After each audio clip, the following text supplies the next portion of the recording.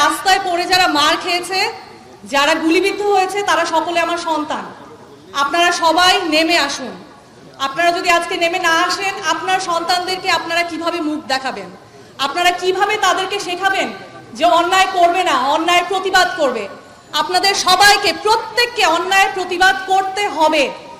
যা যা অন্যায় আমাদের উপর হচ্ছে, আমরা আজকে ঠিকভাবে রাস্তায় বেরোতে পারছি না, আমাদের মোবাইল দেখবে কিনা সেই ভয়ে আতঙ্কিত হয়ে আছি। আমার সন্তানকে আমি বাসা থেকে বের করছি না, কতদিন হলো, সে ছাদে যেতে পারছে না, কেন পারছে না? আমি এই প্রশ্নের জবাব চাই।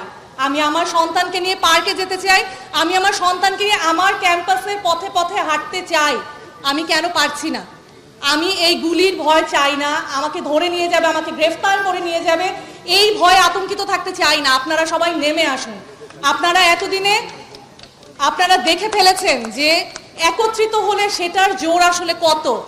আপনারা স্টুডেন্টদেরকে ছাড়িয়ে নিয়ে এসেছেন, আপনারা দেখেছেন অন্যায়ভাবে যে নাবালক শিশুটিকে ধরে নিয়ে যাওয়া হচ্ছে, তাকে ছেড়ে দেওয়া হয়েছে শুধুমাত্র আপনারা সবাই একত্রিত হয়েছেন বলে। আপনারা সবাই বেরিয়ে আসুন, রাস্তা থেকে, ঘর থেকে রাস্তায় নেমে আসুন। আপনারা সবাই মুঠিবদ্ধ হন, একসাথে আপনারা একত্রিত হন, মুঠিবদ্ধ করুন।